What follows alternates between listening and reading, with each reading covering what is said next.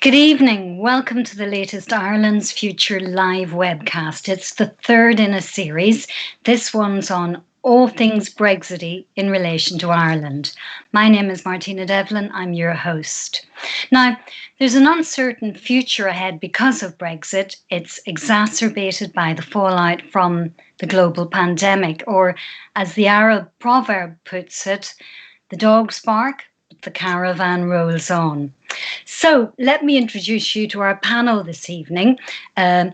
We have Tony Connelly, RT's Europe editor, author of the book Brexit and Ireland, and co-presenter of the Brexit Republic podcast for RTE. Owen Reidy is Assistant General Secretary of the Irish Congress of Trade Unions, and he has responsibility for Northern Ireland. The Congress is an all-island federation. It has 34 unions affiliated members, so an important voice within the north and across the island. And last but not least, we have Brian Feeney, a political columnist for the Irish News and author of a number of books on Republican history, including a biography of Sean McDiarmid and Sinn Féin, 100 Turbulent Years, which sounds a bit more of a page-turner than Sinn Féin, 100 Quiet Years. So I'm going to start with you now, Tony. What is the Irish Protocol? The Irish Protocol is there to prevent a hard border on the island of Ireland. It is part of the withdrawal agreement. It is legally binding, and it comes into force at the end of this year once the transition period ends. It's had a fairly checkered history. From the very outset, the Irish border was the great unintended consequence of Brexit. The people pushing the issue and supporting Brexit didn't really give it much attention during the referendum.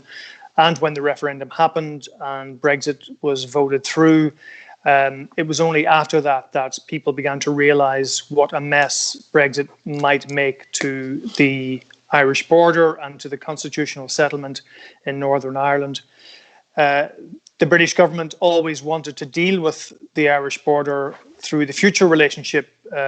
Theresa May said all that came through technology and through a future trade agreement. The trade relationship between the UK and the EU will be so frictionless that there won't be a problem on the Irish border. But Ireland, having outsourced the issue to the European Commission and to the EU negotiating process, was able to say, well, look, we don't necessarily trust you to deliver on that after the withdrawal agreement has been concluded. So we need something in the divorce treaty. So that's why Ireland was one of the big issues. It was a kind of an unexpected issue, but it really dominated and complicated that treaty. And of course, we had Theresa May's agreement in November 2018, which got rejected 4 times by the House of Commons. Then Boris Johnson came along and ultimately accepted a version of the Irish Protocol that wasn't that much different to the European Union's original draft. And that was a last-minute agreement between the UK and the European Union. And what it does is it means that there will be no checks or controls or infrastructure on the land border. Northern Ireland will be in the UK's customs territory, but it will be operating under the EU's customs rules and large parts of the EU single market. There are other parts of the protocol which deal with North-South cooperation, with the rights issue, with the common travel area, which are probably a bit less contentious. The really contentious part of the Irish Protocol, as it has emerged, is the fact that because there's no land border, there's got to be checks and controls at the point of entry between Great Britain and Northern Ireland, or between third countries who are sending goods into Northern Ireland. The idea being, in simple terms, that you have to make sure that whatever comes into Northern Ireland complies with EU customs rules, complies with EU product safety rules, complies with regulatory standards for live animals, for food products, and so on. And that's really how the protocol has ended up. It's a a mix of safeguards to make sure that the single market is protected and to make sure that there's no land border on the island of Ireland.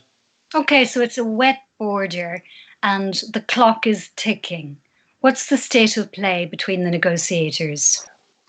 At the end of January, Britain formally left the European Union, but it has a transition period until the end of the year. And when the treaty was agreed last year between Boris Johnson and the European Union, the idea was that the UK would prepare the ground to have checks and controls on goods going between Great Britain and Northern Ireland and third country products coming into Northern Ireland. There's a huge amount of work involved there. There are IT systems, there are vets to be hired, there are customs officials to be hired. There is a requirement for infrastructure, for border control posts. And I suppose, in a nutshell, since the treaty was agreed last year, there's been a lot of tension between the UK and the EU over the pace of that preparation, and also some of the rhetoric from senior people all the way up to the Prime Minister, who insisted that there wouldn't really be any big change in the trading relationship between Great Britain and Northern Ireland, that checks and controls would be minimal. And all of this created a lot of distrust on the EU side. They were somewhat irritated by these rhetorical declarations that there would be not much of a problem, but there will be a problem. There will be a very big change. And the latest picture, if you like, the latest snapshot is that, yes, a lot more detail is now forthcoming from the UK government on VAT, on the food safety and animal health side, but an awful lot more still needs to be done. So the EU is still somewhat anxious at the pace of this preparation, as of course are northern businesses. And what's the relationship like between the two sets of negotiators? I mean, setting aside the rhetoric, is that just pantomime for cameras? Well, you've two different processes going on here. You've got the withdrawal treaty, which is a finished document. That treaty has been in force since the end of January. And then you have the future relationship negotiation, which is the big set piece negotiation that we've been hearing about. But the withdrawal treaty has to be implemented. The Irish protocol has to be implemented, and there is a process for that. You have a joint committee, which has Michael Gove on the UK side and Maros Šefčovič, a Slovak member of the European Commission. He's a vice president of the European Commission on the EU side, and officials on either side as well. And they are supposed to be putting in place all of the necessary changes for the Irish protocol. Are they? Oh, sorry? Are they? Is it happening? It's well, as I say, it's not happening as quickly as the EU would want it, and it's certainly not happening as quickly as Northern Irish businesses would want it. There's still an awful lot of detail to be presented and put forward by the UK. They've put forward a command paper at the end of May, which did spell out some works that were in progress, but I think there is concern I suppose it's the fact that the British government are taking quite a degree of license with how they intend to implement what will be European Union law. The UK has to implement the EU's customs code. It has to make sure it's implementing its animal health and food safety regime. And it's doing this as a third country. So there is this ongoing tension between both sides over how closely the EU can oversee this process and how much they can trust the UK to actually, on the ground, have enough people, have the IT systems, have the administrative systems in place to make sure that EU law is being implemented. But of course, politically for the UK government, it's highly sensitive. It's something they would rather not have to do. And they're doing it, I would say, somewhat grudgingly. And they want to do it in a way so as not to draw attention to it politically, because it is a very sensitive issue in how it falls in Northern Ireland between unionism and nationalism. Well, Brian, let me bring you in there. The question of trust that Tony mentioned, and also which seems to be in short supply, and also the fact that our customs officers being employed, is space being set aside for big lorry parking bays at ports? I mean, what's happening, do you know? At the moment, nothing's happening except on paper. Yesterday, we heard in the House of Commons a typical exchange, really, between Boris Johnson and Sammy Wilson, who's the MP for East Antrim. And Sammy Wilson said, you know, I have here in my possession a letter to the Port of Larne, which requires them to set aside 14 acres for a lorry park. And, you know, it also says that this is going to be a border post for the European Union. And asking Boris Johnson, how can this be if it's part of the United Kingdom? And Boris Johnson's response was typical, duplicitous. He didn't answer the question. He said, well, you know, it's part of Larne. Northern Ireland is part of the UK customs territory, so there isn't going to be a border. The British government, as Tony has said, keep making these rhetorical statements that there won't be any change. There will be, they have said repeatedly, there will be no customs infrastructure. At the same time, we know that they have written in May saying that there will be, that Larne, Belfast and Warrenpoint will be designated as EU entry border posts. So they're going to have to be something there. And all this is of enormous concern to business in Northern Ireland, particularly hauliers, but also people in the retail trade. You know, just as one example, 80% of the stuff that comes to Northern Ireland supermarkets comes from the EU. Now, the British keep saying it doesn't matter, there won't be any checks, there'll be unfettered access, and so on. But as Tony has just said, they have to operate the EU code. And that's one of the big flaws in the Irish protocol, that it depends on the way the British operate it. Now, they're saying adamantly at the moment, there will be no EU office in Belfast or anywhere in Northern Ireland. So who's going to inspect the stuff? Will it be Irish revenue commissioners, maybe based in Dundalk and coming to Belfast every day? So they're being quite obstructive. And if you're in business in Northern Ireland, you have no idea how much money you're going to need to spend, how you direct your resources, what your employees are going to have to be trained to do. No one knows.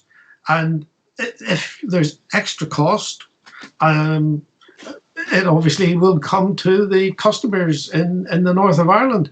And I mean, there are simple things like you could try to negotiate something with the European Union. And Michel Barnier said this is possible. For example, you say, OK, we'll accept, we, the EU, will accept that the hundreds of lorries that come in every day off the ferry for supermarkets are going to stay in Northern Ireland because they're supplying Marks and Spencer, Sainsbury's, and so on. But the British aren't moving on any of that. And it's a matter of huge uncertainty. Now, there's a report published earlier in the week from the University of Liverpool. And the Centre for Cross-Border Studies, it was a joint document. That's right, it was. The main conclusion from it was a cloud of uncertainty, because they couldn't say any of these things. They couldn't answer any questions. They don't know, for example, how many forms they have to fill in. The British say there doesn't have to be a customs declaration for anything going to GB. The EU says, yes, there does. The British seem to be saying, we will assume that anything coming into the north of Ireland is not going to the Republic, therefore not going on into the single market.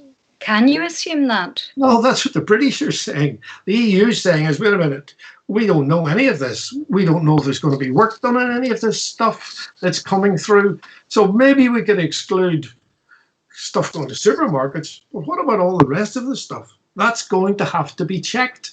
Who's going to do it? And there's no infrastructure for that. They haven't hired the vets. They haven't hired the customs people, and they say they won't allow an EU office. Well, uncertainty is bad for your members, Owen, on all sorts of levels.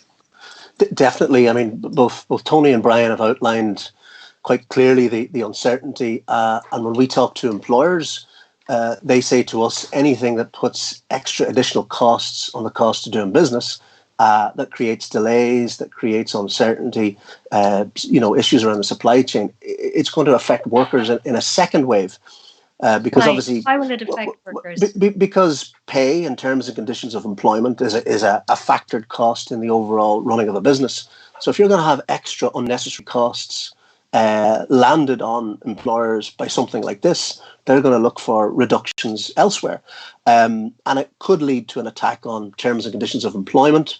It will certainly lead to displacement, restructurings. And I've spoken to some of the retail large British employers, and their point is that if the cost of doing business in Northern Ireland becomes prohibitive because of all of this, well, they'll pull out.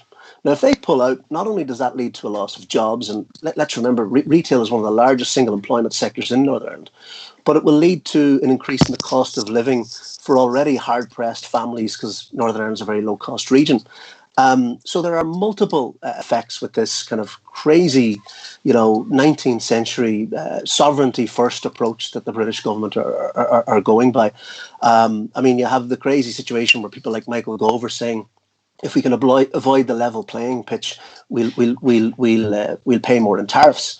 And I mean, even the level playing pitch, which is part of the negotiations, that's only going to keep the status quo. As things improve in the European Union. The level playing pitch for the EU are quite clear. They're saying if we are going to do a deal going forward, a free trade agreement, there has to be a level playing pitch. We cannot have a situation where the UK undercuts its partners in the trade deal. And for us as an all-in trade union federation, that has two consequences. One, if you don't have the level playing pitch, conditions of employment, which are poor enough in Northern Ireland, could deteriorate even further, therefore affecting directly workers. But it also undermine workers in the Republic of Ireland because business is at a competitive advantage because the cost is lower. So it has a double whammy. And really, there is nothing remotely positive about any of this.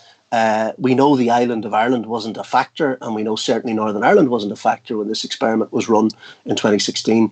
I mean, I think the tragedy of where we are today is that even the Theresa May deal, poor and all that it is, because there's nothing positive in Brexit, would have been better than this, because this does create a border in the Irish Sea, and this does, like Brexit in general, it does tear a thread in the finely balanced constitutional settlement that is the Belfast Agreement. And that's a concern for us as an organisation that represents workers who identify as loyalist, Republican, nationalist unionists, none of the above, and some of the above. So there are tensions here that aren't necessary. But obviously Northern Ireland wasn't, and the island of Ireland wasn't a factor in this project. It's British nationalism, and it's really English nationalism, and it's a retreat into this mode of the 19th century nation state when we live in a world where we need to share our sovereignty and we need multilateralism. And it's building up walls and barriers where we need to negotiate them and bring them down. Okay, but Owen, a number of your members would have voted culturally and would have voted for Brexit, even though it was against their economic interests. How do you square that circle? Well, tragically, people vote against their economic interests all the time. In the Republic of Ireland, we've never had a centre-left government. They've always been centre-right governments. People vote against their economic interest, unfortunately, too regularly. We took the view that Brexit was bad for workers, in Kilkeel and Belfast, as it's bad for workers in Dublin and Donegal. But identity obviously is an issue. And as I said to you, our organisation is a microcosm of Northern Irish society. I'll give you one example, if I could, Martina, and I know Brian wants to come in. When I speak to unionist politicians, they say the trade union movement in Northern Ireland is too green. When I speak to some Republican politicians, they say the trade union movement in Northern Ireland is ambiguous and sits on the fence on the constitutional issue. And the point is they miss the fundamental that, we represent people who are British, Irish, Northern Irish, and none of the above, who have different identities. But what binds them together is the desire to see fairness at work and justice in society, and to see that workers can have a crack at having a fair go at work, can have some influence over their work, decent pay and terms and conditions of employment. So the whole issue of identity, which obviously adds another layer to the debate in Northern Ireland and in Ireland and the UK, complicates matters. But I don't think we should see identity as a linear, one-dimensional thing. It's multidimensional. Brian, you wanted to mention. Yeah. I think, you're asking why did people vote against their economic interest? And of course they voted for cultural reasons and reasons of identity and so on. But there's another reason as well, and that was because they were lied to. They were told that this was going to be wonderful. It was going to be the easiest free trade agreement there had ever been. There was going to be no problem. Everything was going to be so much better. They would be able to take control of their own lives and so on. And it took some time for the lies to penetrate and for people to realize that this was going to be a disaster. And one of the interesting things is that one of the farmers who appeared in the DUP electoral broadcast extolling the virtues of Brexit, after he found out what was going to happen, appeared on television saying that he had no idea that the farm subsidies were going to go, that when the UFU told him, that the Ulster Farmers Union said 80% or more of farm income in the north of Ireland comes in direct subsidies from the EU. Gosh, I had no idea that this was the case. So they were lied to, just as a lot of people in Britain voted because they believed the stuff that was on the side of Boris Johnson's bus. Okay, but look, it's happening, but it's going to happen. The clock can't be turned back. So, Tony, what can we look forward to on the 1st of January? Will we notice the difference? Look forward is just maybe a little bit of an optimistic take on things. I mean, on the 1st of January, the protocol will take effect. All of the checks and controls that need to be in place should start operating. That means if there are tariffs to be applied to goods that are at risk of crossing the border into the south, in other words, into the single market, that system has to be up and running. There has to be a VAT system. There's a thing called the VAT Information Exchange System. So this is a system whereby transactions between member states are taken care of when it comes to VAT. So the idea is that the person receiving the good pays the VAT, but for that system to work, all member states have to be plugged into the IT system for that, and that system, as far as we know at this point, is not yet fully operational. So that means you can't have any trade between the south and the north because this system gives revenue commissioners a paper trail that will reassure them, satisfy them that the VAT has been paid in Northern Ireland for a transaction. But if the IT system isn't up and running on time and has been tested on time, then there's no paper trail of that transaction. So the whole system of trade simply won't work. So there's a whole range of stuff that has to be ready. My blood is running cold here at the number of things that can go wrong. I mean, it sounds very much a wing and a prayer. Is that well? I mean, well, you've had growing frustration and impatience on the EU side at the apparent lack of preparation and the apparent unwillingness to prepare on the UK side. Now that has changed and there are things moving, and there have been meetings between the Treasury and DG Taxud, which is the European Commission's customs and VAT and taxation arm, and there have been things happening on the animal health and food safety front. That's what Sammy Wilson was referring to in his letter. By the way, just to clarify, that letter, he got a border post. It's called a border control post. I beg your pardon. That only relates to animals, animal health, and food products. It doesn't relate to people being stopped and checked coming in. It's nothing to do with the common travel area. It's only to do with live health and food safety, that is the arena where you're going to have infrastructure. You're going to have to expand the infrastructure that's there already in Larne and Belfast Port and Warren Point, and you're going to have to put new infrastructure in some of those places as well to cover that side of things. And these border control posts, they have to be inspected by the European Commission, and they have to be designated as fit for stuff coming into the EU single market. This happens all over the continent on the EU's borders with third countries. It's a standard boring procedure, but of course in Northern Ireland it is completely riven with political sensitivity, and that's the basic problem. There are other areas that are not yet fully fleshed out, like product certification. If you want to sell something into the European Union or just across the border into the south, you need a CE mark.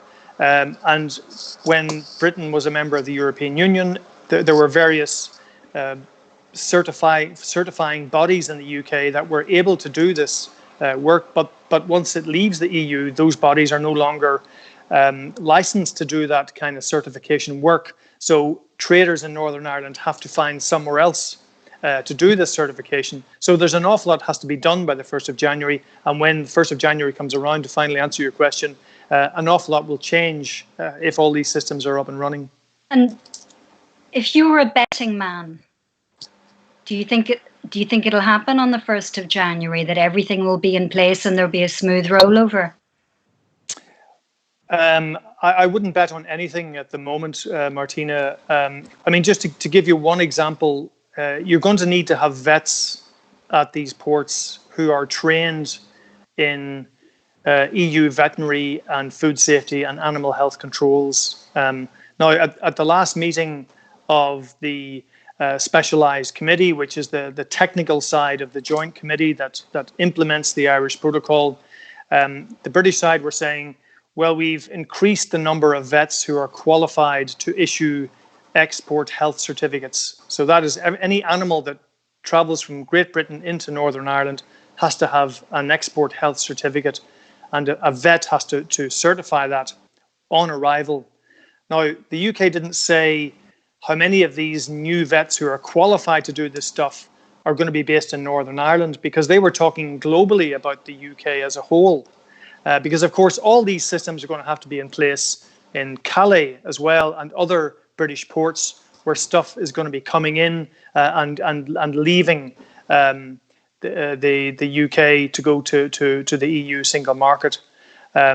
So if I was betting, I would say perhaps 3/4 of the stuff is going to be ready in the 1st of January, but there will stuff that simply I think will not be ready, because you can't suddenly produce like 100 vets in 6 months. Okay, Brian. Yeah, I agree with, obviously, with what Tony's saying, but I wouldn't be as sanguine that there is likely to be 3/4 of the agreement in operation, because the British are just not ready. And a couple of weeks ago, Michael Gove said that going to introduce tariffs on the 1st of January, it was going to be phased in over 6 months. And he said that was to give business certainty. Now, that's not the reason. It's kind of uncertain, doesn't it? It is, but it's not the reason. The reason is the British aren't ready. They aren't ready to cope with the tens of thousands of lorries that are pouring in to Britain on a regular basis. So they just couldn't get the sort of infrastructure and the sort of personnel that Tony's talking about. The British can't do it. But my concern is that the British actually don't have a plan, and that by a mixture of incompetence and duplicity and accident and bloody mindedness, they end up with no deal. One of the things that has to be considered is the political background in Britain. And in many respects, the European Research Group is still a very powerful organisation within the Conservative Party. And a lot of the people who were purged in the autumn before Boris's election in December, a lot of people who've come in now are supporters of the European Research Group. And they are really putting pressure on Boris Johnson and Michael Gove and all the rest of them to have a really hard line position. And I mean, Steve Baker, who's one of the leading lights in the European Research Group, we can thank him for telling us what the attitude to the withdrawal agreement was, because he told at a meeting, he said that they'd complained to Michael Gove they didn't like the withdrawal agreement and they didn't like a lot of the stuff in it. And Michael Gove told them, it's okay, we can change it in negotiations. Oh no, you can't. Owen. So that kind of ignorance, that kind of duplicity, it could end up accidentally, they just fall out. So an accidental no deal. Owen. I think it comes down to the nature of a negotiation. The European Union have always been very clear in what they wanted. The UK government under Theresa May was very unclear, number one, on what they wanted, but number two, in their capacity to bring people with you. And in any negotiation, whether it's a trade union employer negotiation or a country extracting itself from an entity like the European Union, you need to know what you want and you need to be able to bring your people with you. And I think they've failed there. But I think Brian's point about the sheer bloody mindedness is right. You have one side and one party to the negotiation that wants to do an agreement. You have the other side that is basically saying, look, if there's no agreement, we will sweep this chaos of a no-deal Brexit under the COVID-19 pandemic rug, because we've seen the displacement and the consequences of the global pandemic on all our economies.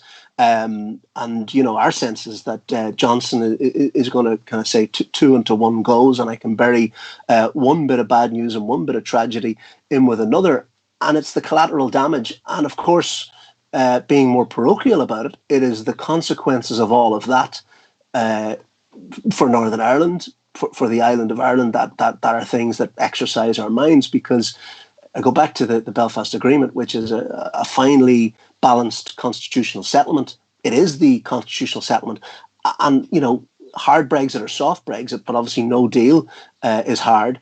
Really tears at the edges of that and will fray it. And there are concerns that everybody who has an interest in stability, progress, and improvements in the lives of people, irrespective of their national identity in Northern Ireland, there are serious concerns that Brexit and the ramifications of Brexit bring to a place that has 2.9% of the population of the UK and currently zero influence to the UK government's strategy on Brexit. So there's a lot there for us to contend with.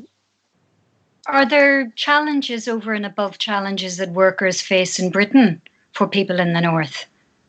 Have they additional challenges? I think there will. Well, I think there are key challenges on these islands if there's a no-deal Brexit, because workers in the Republic of Ireland, Northern Ireland will suffer. Tragically, workers in Britain will suffer. You are going to see businesses redeploy and move elsewhere.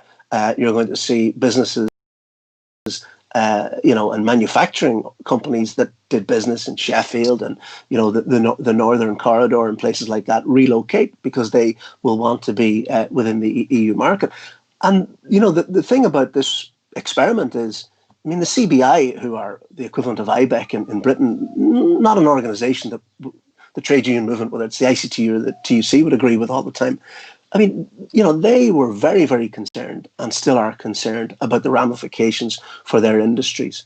And it's quite clear the Tory government aren't listening to them. Traditionally the Tory government close bedfellows. So there are consequences for all workers. I think there are greater destabilising consequences for, the politics in Northern Ireland. I don't want to overstate the matter. And that has ramifications for the economy, which, let's remember, it's the lowest paid group of workers across the regions of the UK. 30% of all workers in Northern Ireland earn below the real living wage. There's a debate about free school meals. We live in a society where we have to have that debate about free school meals. Public services are underfunded. We know that. We had nurses on strike at Christmas.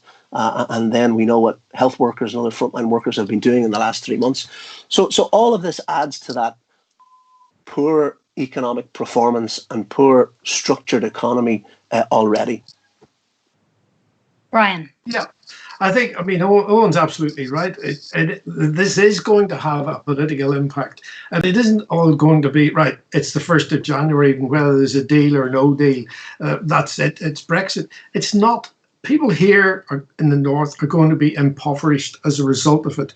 And in all sectors, in farming and manufacturing, in retail, everyone is. And it is going to produce a growing demand for some kind of change. And certainly there will be a demand. Change. There will be a demand, certainly from not just the nationalist community, but there will be a demand for a border poll as a way back into the European Union.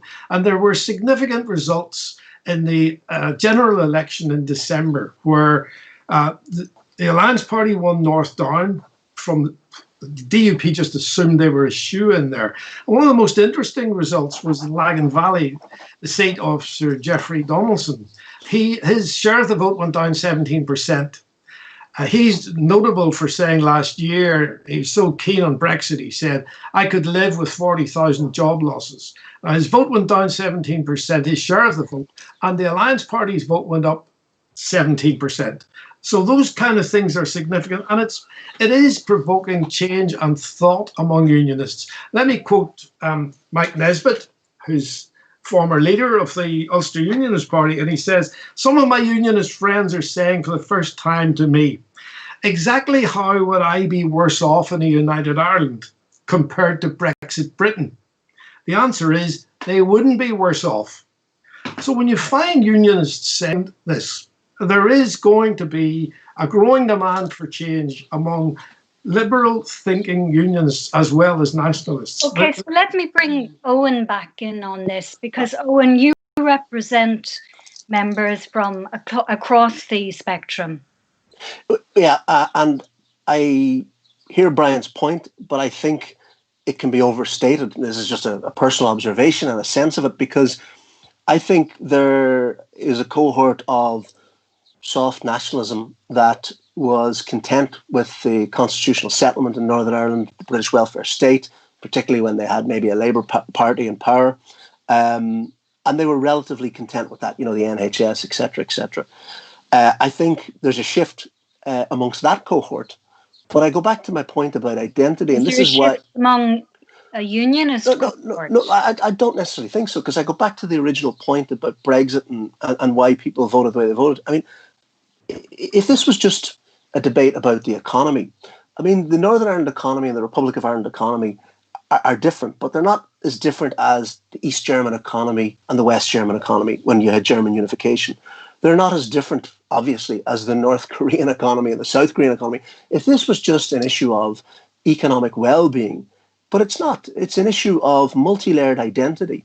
It's an issue of concern about oneself and fear of the other and all that goes with that. And I just think when I hear people say Brexit's a game changer for the constitutional status of Northern Ireland, I think two things. One, I think it underestimates the identity role in how people practice their politics, but it also underestimates the view of many people in the Republic of Ireland, because if that happened, there'd have to be two referendums.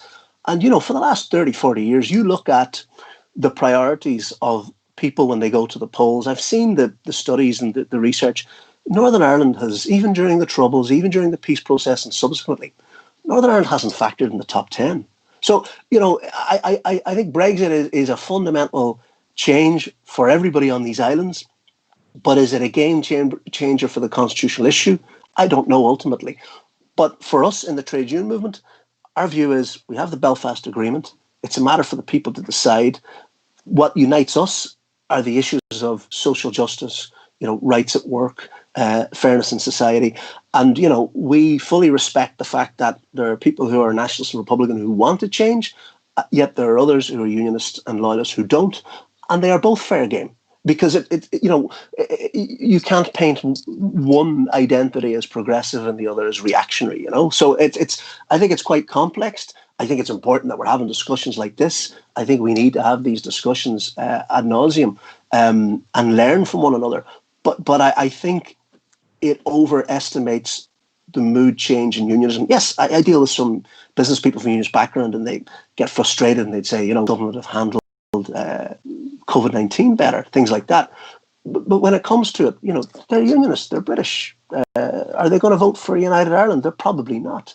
And if there was a different constitutional settlement, they don't cease to be British. Just as Republicans and nationalists who are Irish in Northern Ireland don't cease to be Irish in Northern Ireland, even though the constitutional situation is different. So I don't disagree with Brian, but I think, I'm not saying he was doing it, but I think some commentators, from my perspective, overstate that a little bit. So can I just come in, Martina, there? There's one variable here that we haven't really discussed, and that is what happens with the consent part of the protocol. I didn't explain this when I was sketching out what the protocol is, but it's a very important part of the protocol. And basically, 4 years after the protocol comes into effect, Stormont has the opportunity to give its consent on a simple, cross-community basis, meaning that there's no nationalist or unionist veto. And if Stormont decides that they don't want to continue with Articles 5 to 10 of the protocol, which is really the customs and the alignment and the regulatory side of things, then Northern Ireland potentially comes out of that part of the protocol. There's a 2-year cooling off period, and all sides have to bang their heads together to see where they go from there. But it's very important to remember that the protocol is kind of on trial from the 1st of January. If it has a very onerous effect on businesses, on hauliers, on the cost of living, on the choice of consumer products that customers can buy in the shops, then who knows where this is going to go in terms of the Stormont Assembly and the Assembly having to give its consent, every 4 years or every 8 years, depending on what the result is after 4 years.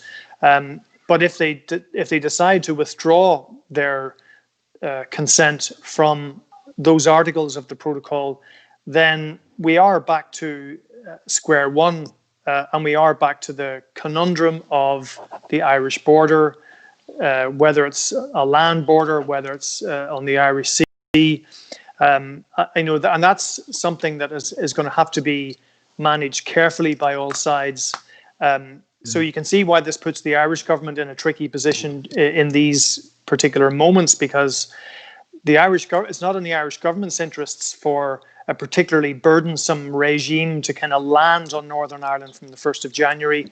But at the same time, Ireland is a full member of the EU 27, and they can't necessarily go on a solo run, and be at odds with the European Commission or to be at odds with the other 26 member states who simply want to make sure that Northern Ireland doesn't become a kind of a black hole for goods to flow into the single market that are not, that are not regulated, that are not, paying the duties that are due.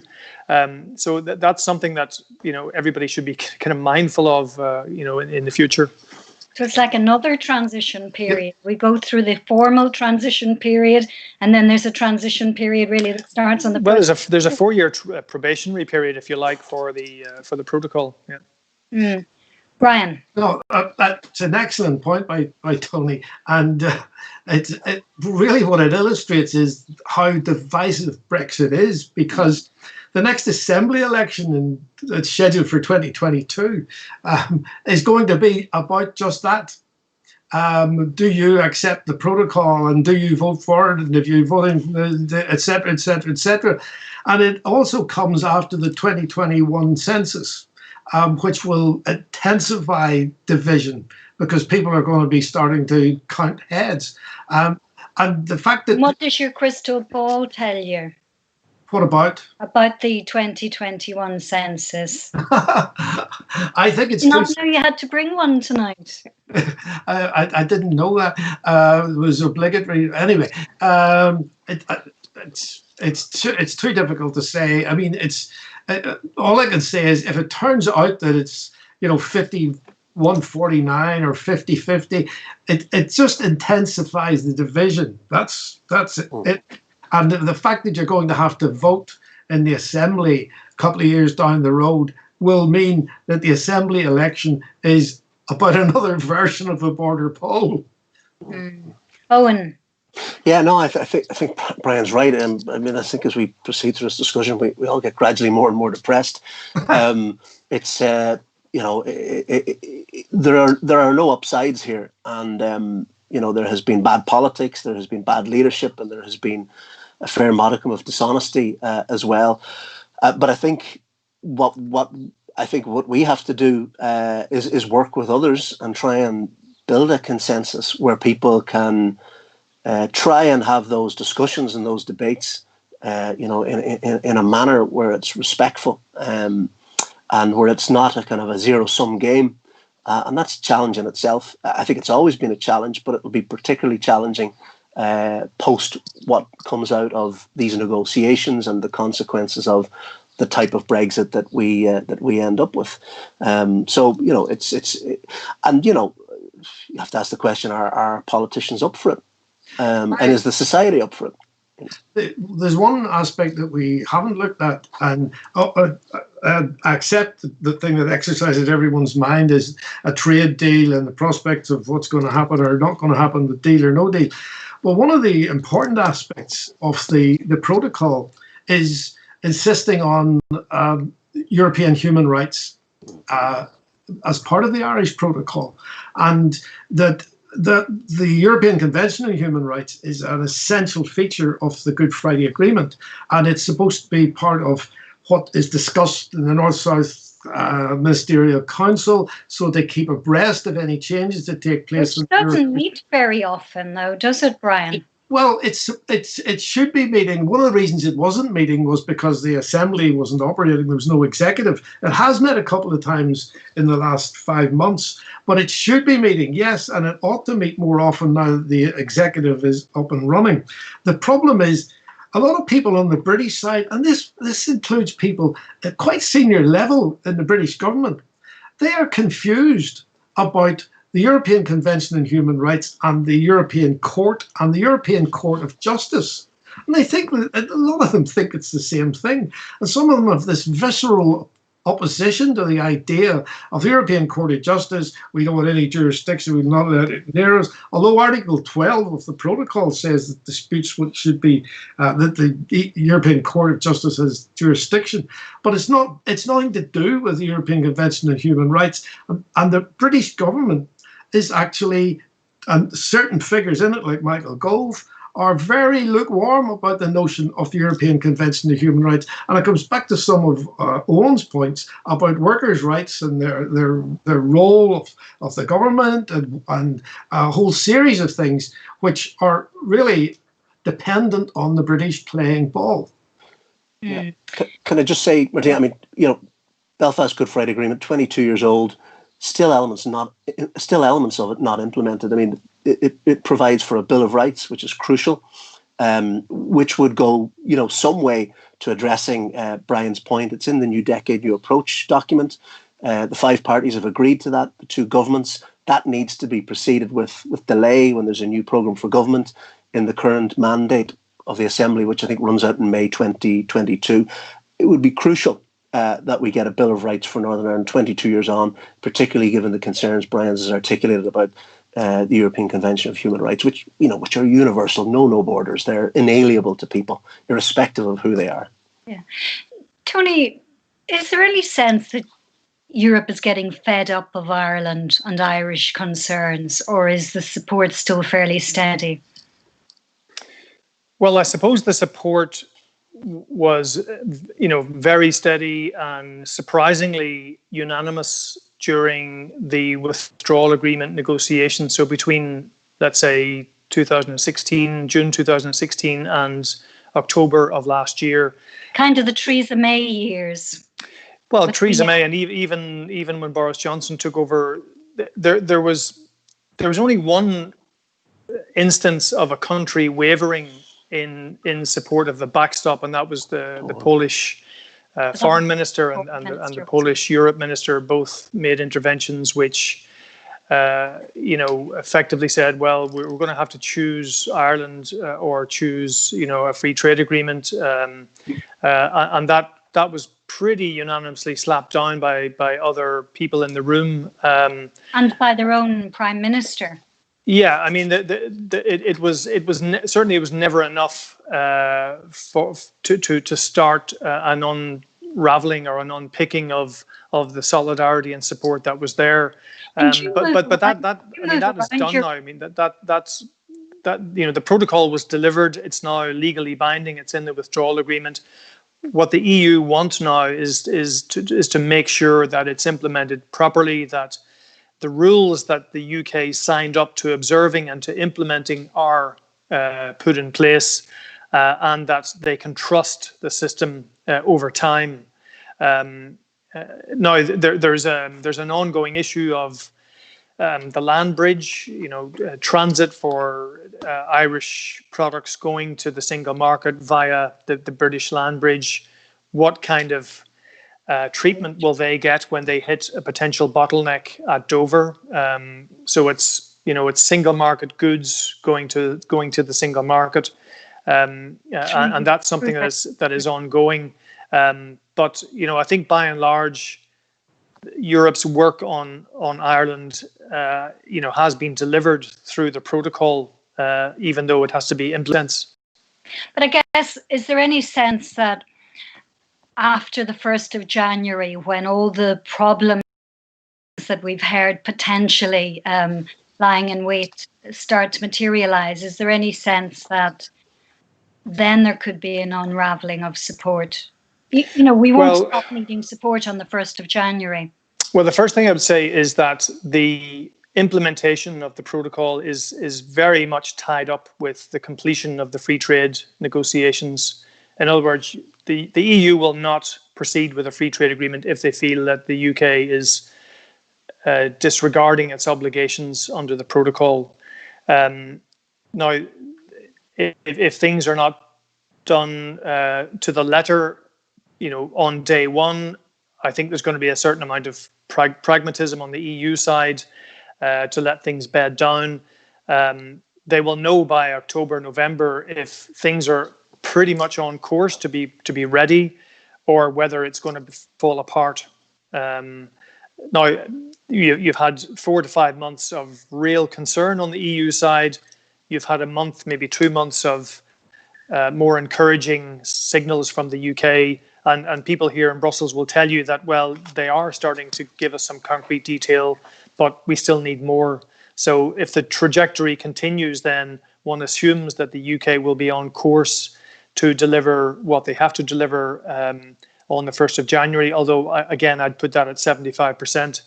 But if things are not ready on the 1st of January, then, that's a problem. If there are problems across the board, then I'm not sure how the EU is going to handle that. To suddenly put a stop to the free trade negotiations would be something of a nuclear option. Nobody wants to do that. There's going to be a lot of pressure in September, October for the free trade agreement to be concluded. The signals are that both sides want a deal, even though they're very far apart on the level playing field, as Owen was saying, on fisheries, on the governance issue, on police and judicial cooperation. So we'll see what happens with the free trade agreement. But it's also important to point out that if there's no deal, if there's no free trade agreement, the protocol still takes effect on the 1st of January. It'll just be more onerous because tariffs will definitely be an issue if there's no free trade agreement.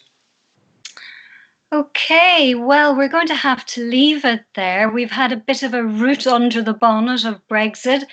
There's plenty more to talk about, but for now, can I thank RT's Europe editor, Tony Connelly, Owen Reidy from the Irish Council for Trade Unions, and Brian Feeney, author and journalist. Thank you all. Thank you.